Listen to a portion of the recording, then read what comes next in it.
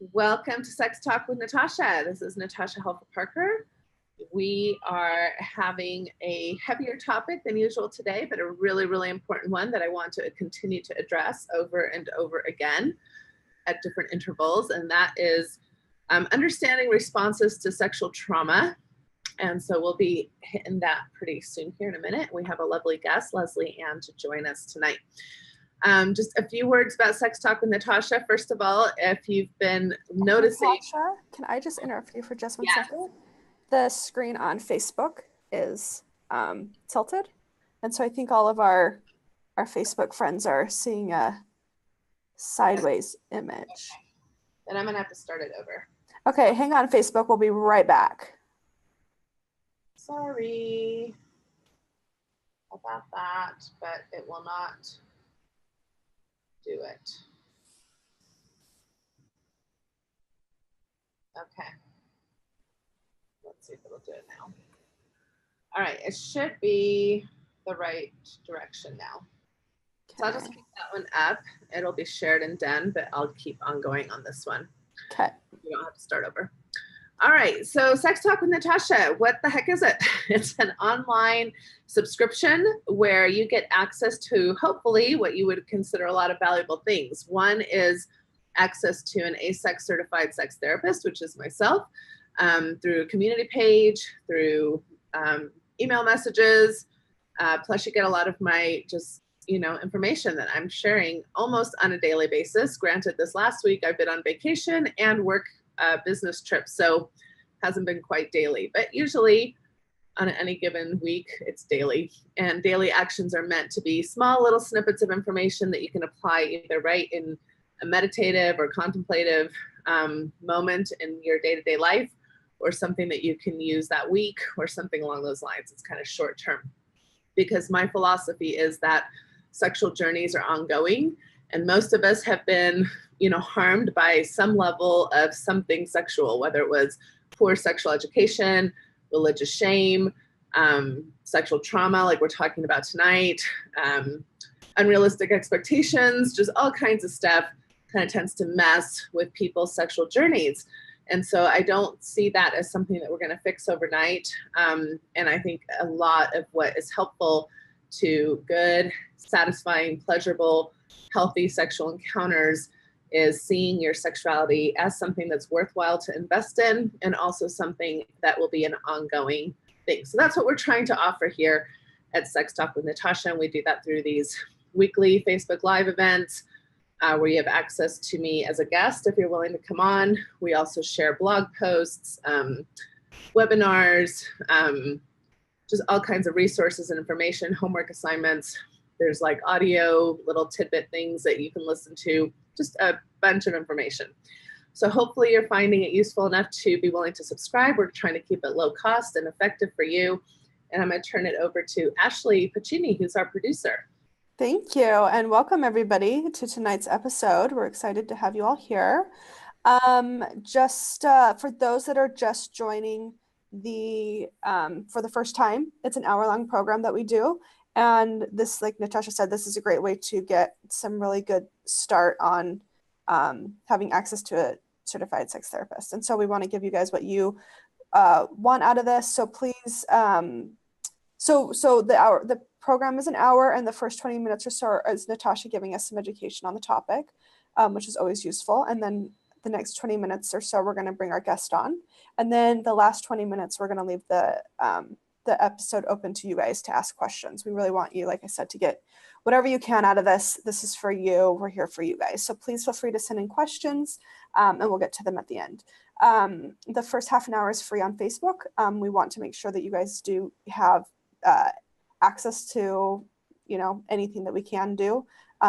For the full episode, you can become a subscriber on Patreon. You can go to patreon.com/sextalkwithnatasha, and that's where you find everything. All the resources are there. There's a lot of stuff. There's a lot of content, and there's stuff that you can do day to day. There's stuff you can do once a week. There's stuff that you can do in chunks. However you want to do it, it's there for you.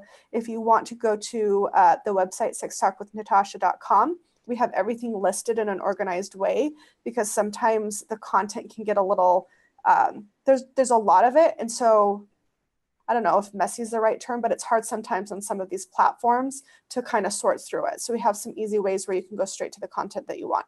So head over to sextalkwithnatasha.com. You'll get it all there. And we're excited to be with you guys tonight. So I'll turn it back over to Natasha. Thank you. Thanks. And thanks to Leslie Ann before we even bring her on, because this is a hard topic to sometimes cover, and especially, you know, showing your face and being with us in person. Not that I ever care about that. A lot of people want to come on anonymous. That's perfectly fine. But I just want to honor the fact that you're doing that, Leslie Ann. So thank you for that. All right, so just some basic information, and it's kind of difficult to talk about basic information when it comes to sexual trauma, because what we know about the responses is that they're highly complex and highly individualized, depending on the person, what type of trauma happened, how long ago, how often it was happening, whether, you know, like it was acute, like a one-time event, or whether it was happening chronically. So there's just so many different factors just of the trauma itself, not to mention people's personalities, support networks, environmental forces. You know, there's just so many different factors. So it's a difficult thing to study. And at the same time, there's a lot of great information out there, and I'm hoping to have you access a little bit of that, at least from me tonight. So I'm calling it sexual trauma because there are a lot of terms out there. There's rape, there's sexual assault, there's incest, there's just a variety of different terms that people will use. Some survivors, however, do not label their experiences as rape or assault, just possibly more due to the familiarity of the perpetrator. So if it's a family member or friend, or even a date or a spouse, sometimes it can be harder to use that type of language, or their perspective on how much force was used. So I try to meet clients and people where they're at and how they want to call their own experiences. At the same time, I'll say one of the possibilities of healing can be understanding what happened to you. And sometimes people don't even understand that there was some level of assault that happened. They just know that they're uncomfortable, have bad memories of something, and are confused about what the process was in regards to the sexual trauma. So if you have any type of experience in your past that had to do with sexuality and that you would say you're confused about, have negative feelings about, keeps revisiting kind of an intrusive thought type of way, that might be something you might want to consider at least understanding better in your life. What we understand about sexual trauma, I want to talk about kind of some more of the immediate effects. So what's happening in the moment. And what we usually say that's happening in the moment are one of three responses. So the fight flight is one that's very familiar for anybody who's taken like Psych 101, the fight flight response. But a third response that's really important to understand is the freeze response. And so fighting obviously is trying to fight, get away, scream. You know, it's kind of maybe the typical things we think about with stranger danger type assaults. But even then, if you're overpowered and scared, you may not fight. Flight is obviously trying to get away, trying to escape. Most people who are in a sexual trauma type of situation feel very overpowered. So it's hard to fight and it's hard to fly away. So the third trauma response is very typical in that moment is a freeze response, which is more like playing dead, like you think about the armadillo. Well, if you're playing dead, you're not screaming, you're not fighting, you're not doing the things that a lot of people think would be normal in a moment of sexual assault. So a lot of times survivors and even friends, family, even legal aspects of being involved in something due to being a survivor, it can be hard. Well, if it was really rape, if it was really an assault, you would have fought or clawed your way out of that or something like that.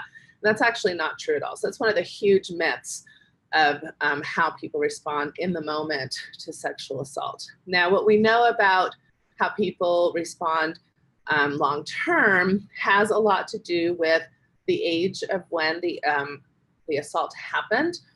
So whether or not you were too young to remember or just young enough to not have great memories of the event, they may have some level of discomfort versus older and even adulthood. We also know that frequency will play a factor. Again, like I mentioned, if it was an acute one-time event, or if it was something that was happening in your life over and over again, like a serial perpetrator, such as a stepfather or a cousin or some type of person in your life that was had continual access to you when you were young. Another factor that can play a big part is whether or not you ever told somebody.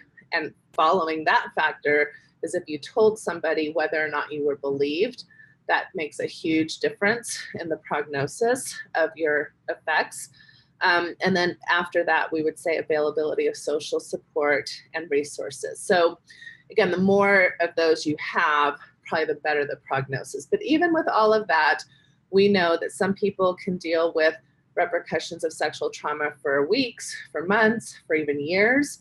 Some people will have no to little effect from a sexual trauma, so show very little distress at all. And some people, it will depend on the timeline.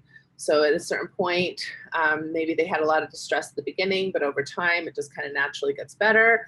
Some people have no distress at the beginning, but over time, maybe a developmental thing happens, or something, you start a sexual relationship or something of that nature, and something's triggered and you have a harder time later on. So all those things can be different depending on you. Another thing I wanted to say is that sexual trauma is associated with several mental health conditions, such as post-traumatic stress disorder, PTSD, clinical depression, which of course has to do with suicidal ideation and also suicide attempts, substance dependence, and also eating disorders. So not that that's a comprehensive list, but those are some of the more common correlates. Many might experience low sexual interest after a sexual trauma, and yet many may also engage in high-risk sexual behaviors as a way to cope with trauma. So that can be a spectrum all in of itself. Again, back to the social status of people and who was the perpetrator. Some people may find themselves in a long-term relationship with a perpetrator, even if that perpetrator was a romantic partner, like a date, rape, or somebody who is your spouse. And that can become very normal to just kind of continue as if nothing has happened, or maybe that's something that you would expect to happen. So many, many people find themselves in long-term relationships with their perpetrators, and that is not abnormal. Even if it's not romantic, that's the case, especially if you're part of a family unit, you're trying to keep the peace, you go to family reunions, you expect to see your perpetrator. That's a very common experience as well. I'm going to talk about a few changes that you might notice just from different perspectives of how we function as humans. So physical changes that you might experience after sexual trauma might include things like fatigue, headaches, changes in eating or sleeping patterns. Again, none of these lists are comprehensive, but these are maybe some of the more common things we might find. You might find emotional effects such as anger, anxiety, denial, maybe a numbness or a shock. Guilt and shame are very typical, even if it's, we know that sexual trauma has nothing to do with it being the victim's fault. And yet many, many times the victim will feel guilt or shame, or even will self-blame. As far as cognitive effects, those would be kind of things that are common to think, would be, am I damaged goods? Is there something wrong with me? Am I now dirty? Will I be rejected? Why me? What if I had done this or hadn't done that, right? So a lot of what ifs and trying to, have a lot of thoughts that are very common as well.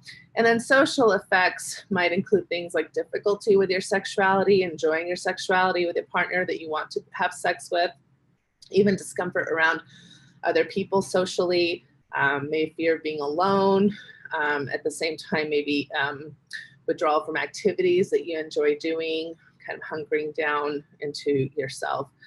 And very normal times that triggers can come up in life would be when you find yourself safe enough with a safe partner. That's maybe counterintuitive, but like, oh, I'm finally with somebody I feel safe and I can enjoy my sexuality with. That might be a time that some people find sexual triggers happening or remembering things that happened in their past. The idea with that is that you're in a safe enough environment where maybe you can start to face some of those things that happened to you. Another very common time is when women give birth. That can be kind of like in a sense, an opening up of your physicality. with the very symbolic idea that your vagina is opening up to give birth. So some women notice that there's triggers with giving birth. There can also be developmental stages in life. So maybe if your child is now the same age that you were when you were sexually assaulted or traumatized, that can be a time. And also another very common time is the death of a perpetrator. So when you're facing that, that can be a typical time as well to have some things possibly come up. I'm not by any means saying that you can expect those things. I'm just saying if they happen, they're not abnormal. So what can we do about some of these things? Obviously, if you are able to, I always recommend professional help. There's no need to go through these types of healing and all the information that you need to gather alone. I understand that that's not always possible for everybody. Not everybody has access or resource to professional help.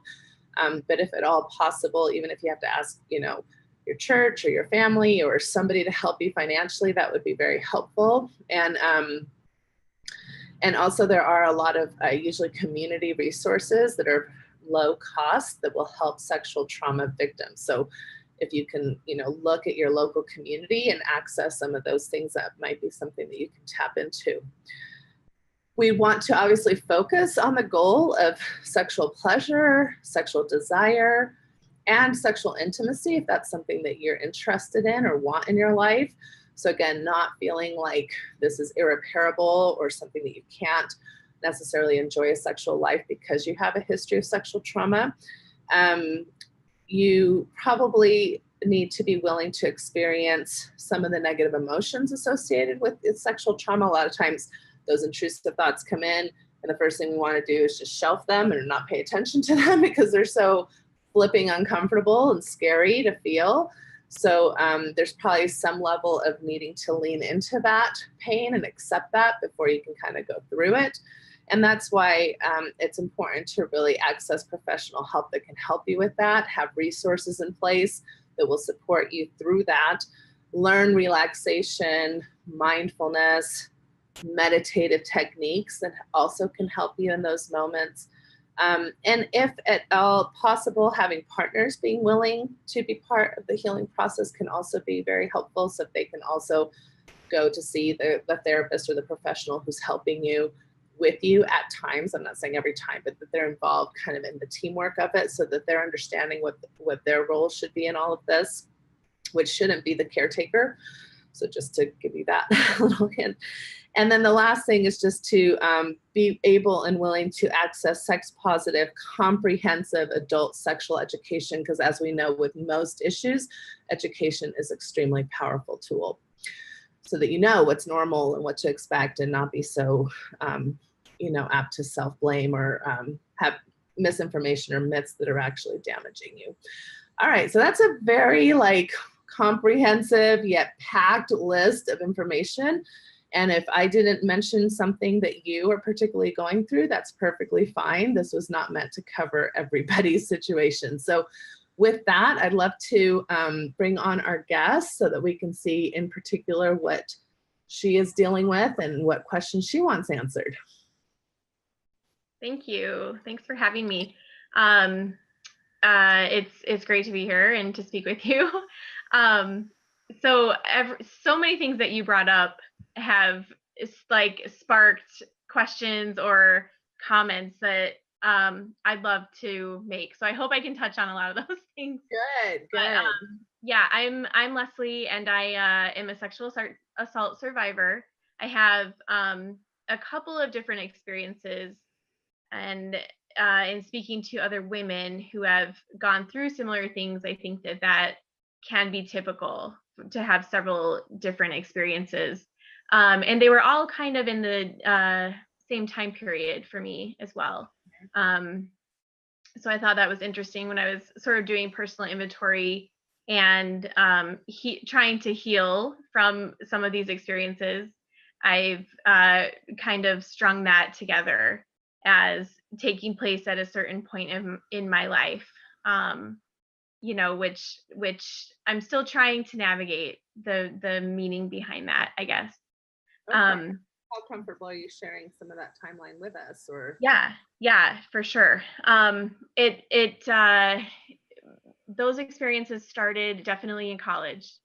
I was a very young, probably 19, 20, 21, around that age. And I went to college at BYU, actually. okay. And I didn't find the environment there helpful for me, and I ended up transferring after a couple years to a neighboring college where some of those experiences continued. Okay, so for those who aren't familiar, BYU is Brigham Young University, which is a religious school in Mormonism. Okay, and then you said you transferred where?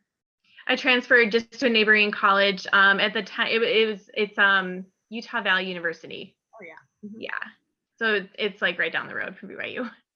And actually, that seemed like a healthier, an environment that was more conducive to my values.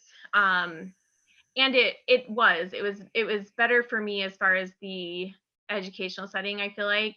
But definitely the sexual assault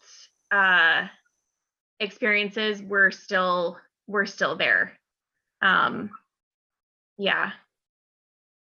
So, which brings up a good point that sexual assault does not happen in religious settings or private universities or anything of the sort. I mean, really, any college campus is a place, unfortunately, where sexual assault happens, and I think they're trying to, at least most colleges seem to be taking this more seriously and offering more education, with orientations, freshman orientations. I've seen quite a bit of effort on that part.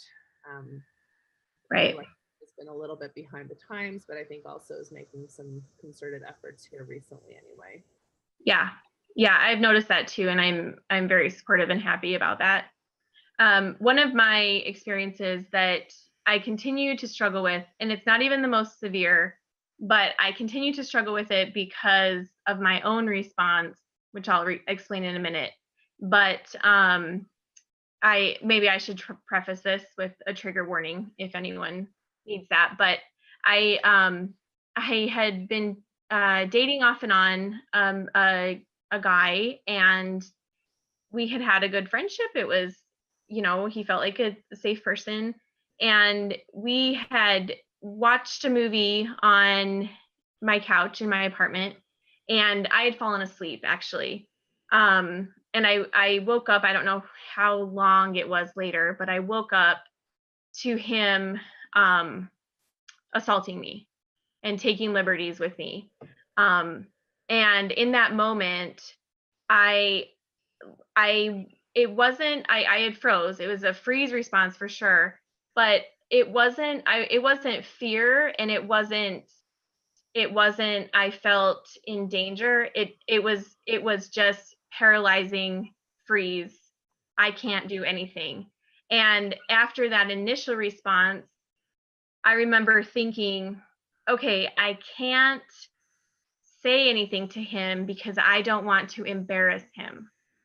And it was like unpacking that all now as an adult in therapy, and realizing some of those unhealthy assumptions that maybe I was taught or I carried as a young girl, as a young conservative girl, where my own safety, my own boundaries were secondary to the embarrassment of him, and not wanting, to bother him, and now I'm horrified. I mean, like, forgiving myself for that response is definitely the most difficult part of it, working through it right now. Wow. Well, thank you for sharing that, Leslie. I mean, first of all, I'm just nodding my head over and over again because I think that's a very typical response. Are you surprised that that's a typical response? No, I'm not surprised, because I know exactly how that feels. Mm-hmm.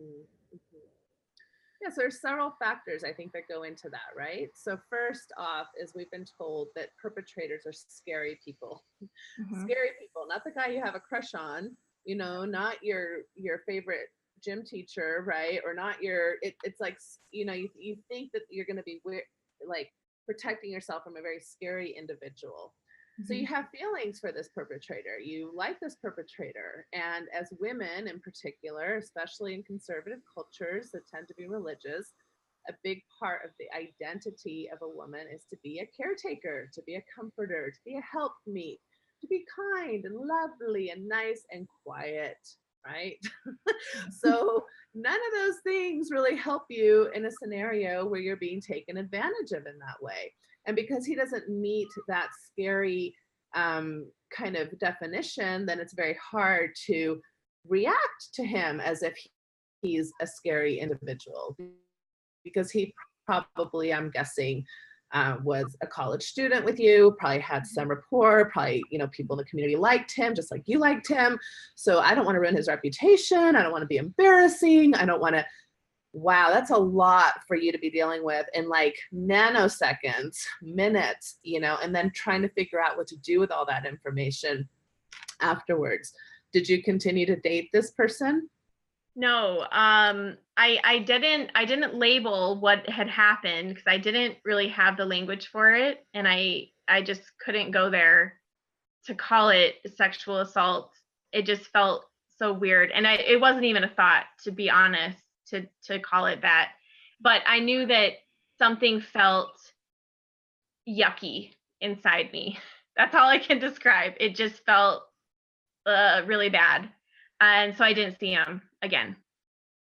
And what is your, like, because you said that you're kind of going through this now with a therapist, and it sounds like you're doing some good work at relabeling, understanding really what happened to you. You mentioned that this is the hardest thing about this, is this particular response. So can you tell us a little bit about why it's so hard? I think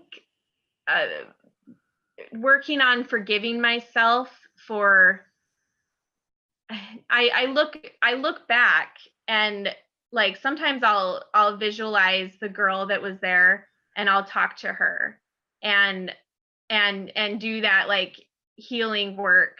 But I look back and I see her as just so naive and vulnerable and being taken advantage of, and then and unhealthy in a way that she doesn't even have language for what's happening. Is she somebody that needs forgiveness? Did she do something wrong? No, she didn't. She didn't do anything wrong, and I know that. But there is a sense of shame in her, for sure, that had happened, and that somehow she allowed that to happen. That, yes,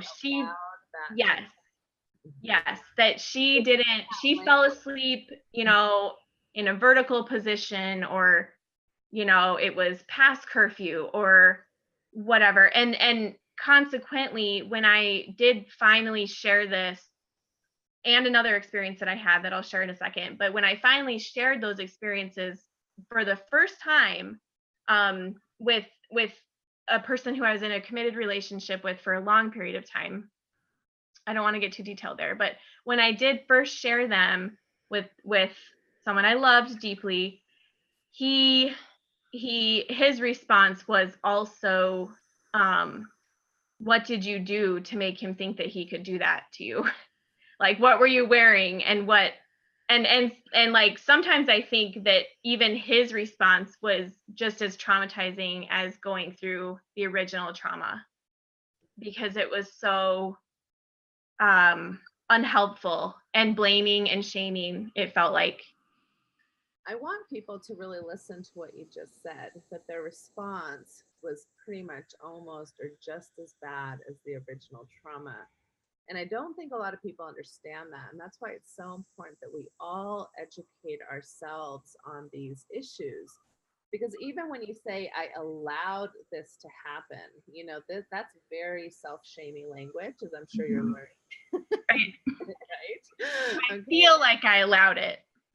Yeah, it feels like it. But again, when you think about the freeze response and what that means physiologically in your body, like think about the dead armadillos. The dead armadillo is supposed to get up and say, oh no, because it's instinctually supposed to do that to protect itself, right? And so if you're in that physiological mode, and of course then you're thinking about it days later, weeks later, years later, and it's hard to be back in that physiological mode. And so then you're projecting your non-response freeze response person onto your freeze response person, and it's completely different. And so I know it's time to start probably taking this conversation out of Facebook Live, but could you ask one of the questions that you're planning to ask me tonight? Because then we can make sure that people know what we're going to delve into. Yeah, definitely. I wanted to go into a little bit of how to come to terms with that trauma and feel safe exploring that and even sharing that with another person. In a committed relationship that feels safe, that I would expect the person to respond in a safe way and validating way. Okay. Yeah, feeling that, how to trust. Okay, and that's a great question, because it sounds to me like you've done some intellectual work, some anyway, that you're starting to reframe this for yourself and label it correctly and start to understand kind of the process of it. That's a whole different thing than emotionally dealing with it, right? Which is a whole nother part of you. Yeah. And then, what the heck should you expect from people you share this with? Which I will be very clear about. And that's what we will go into next. So Facebook Live, goodbye. We will see you next time. And please join us on the subscription page if you want to continue to be part of what is really a very important and wonderful conversation. Thank you.